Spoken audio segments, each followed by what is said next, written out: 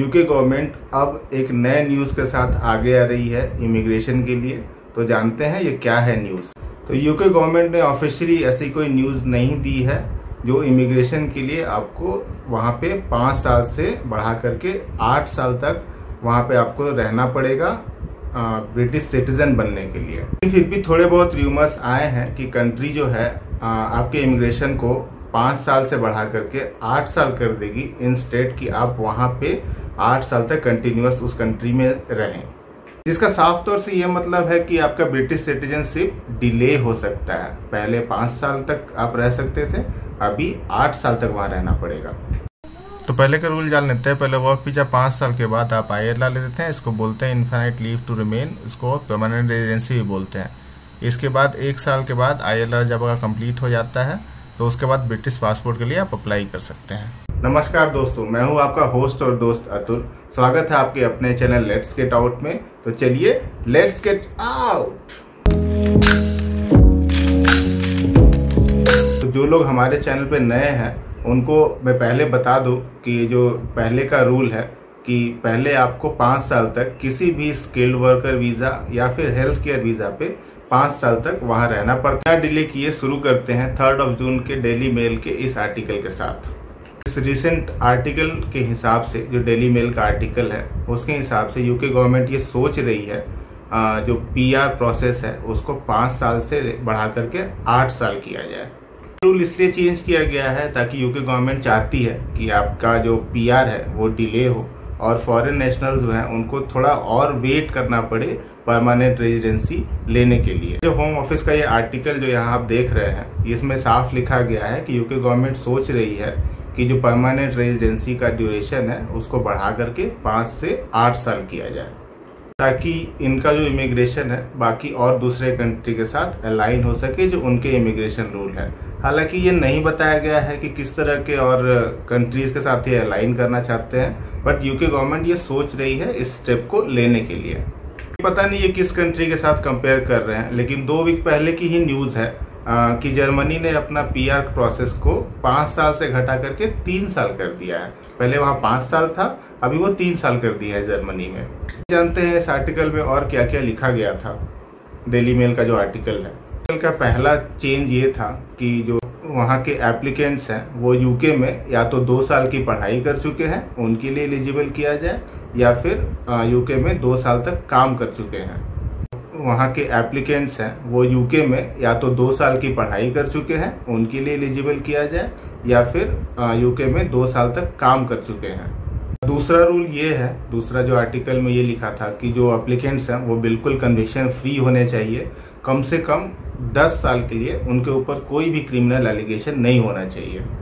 वहाँ PR apply करने के बाद जो ILR अप्लाई करते हैं, जिसको PR भी बोलते हैं वहाँ का, तो वहाँ के लोगों के लिए एक 3rd रूल ये है कि जो 65 ईयर्स के ऊपर के लोग हैं उनको इस 65 ईयर्स के ऊपर एक्सटेम्प्ट दिया जाए कि वो इस लाइफ का एक नॉलेज टेस्ट होता है उससे एक्सटेम्प्ट हो सके। मतलब उनको देने की जरूरत नहीं है जो 65 ईयर्स के ऊपर है।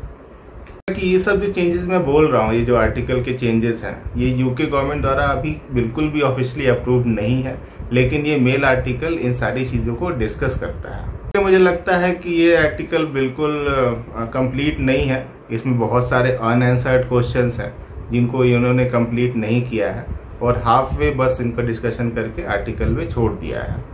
हम लोग को वेट करके देखना पड़ेगा ऑफिशियली यूके गवर्नमेंट की साइड से कौन सी न्यूज़ आती है और ये आर्टिकल में कितनी सच्चाई है। हो सकता है कि इन फ्यूचर ये सब चेंजेस जो डेली मेल आर्टिकल में पोस्ट हुए थे वो रियल में इम्प्लीमेंट हो, बट इसके लिए हम लोगों को थोड़ा वेट करना पड़ेगा। 2 साल पहले ही 2021 में यूके गवर्नमेंट ने कुछ होम ऑफिस ने कुछ कंसिडरेशन के लिए डिस्कशन स्टार्ट किया था जो 2021 में हुआ था, आज से 2 साल पहले। उन्होंने ये मेंशन किया था कि यूके सिटीजनशिप का जो रेजिडेंसी का मिनिमम क्राइटेरिया है उसको 5 साल से बढ़ा करके 8 साल कर दिया जाए। मार्च 2022 में जो डिस्कशन का आउटकम जब खत्म हुआ था तो भी यूके गवर्नमेंट अभी डिसाइड कर रही है कि इन फ्यूचर इसको चेंज किया जाए कि नहीं, 5 से 8 साल। यूके सिटीजनशिप का जो क्राइटेरिया है उसको 5 से लेकर 8 साल बढ़ाने के लिए बहुत सारे वेरियस रीजंस हैं। तो आइए उन रीजंस को भी हम लोग एक बार डिस्कस कर लेते हैं। तो इसका पहला रीजन है तो वो है कि जो यूके में रेजिडेंटशिप वहाँ पे सिटीजनशिप अप्लाई करने के लिए मूव होना चाहते हैं, उनको थोड़ा डिस्करेज किया जाए ताकि वो इतनी आसानी से सिटीजनशिप वहाँ जाके नहीं ले सके।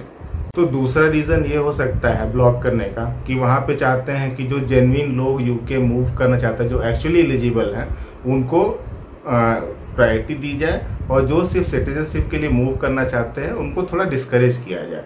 जो एक्चुअली उनकी गवर्नमेंट में हेल्प करते हैं उनकी इकोनॉमी को ग्रो करने के लिए, सिर्फ उनको ही सिटीजनशिप के लिए कंसीडर किया जाए। तीसरा रीज़न जैसे मैंने बताया कि वो लोग वहाँ बुलाना चाहते हैं जो एक्चुअली स्किल्ड है और वहाँ की इकोनॉमी में, इकोनॉमिकल ग्रोथ में यूके गवर्नमेंट का साथ दें, कि टैक्स में, रिस्पॉन्सिबल सिटीजन बनने में, और इसी तरह की और भी चीज़ जो वहाँ पे एक्चुअली जो टैक्स पेइंग सिटीजन्स हैं उनके में वो ऐड हों, सिर्फ सिटीजनशिप के लिए वहाँ नहीं मूव करें।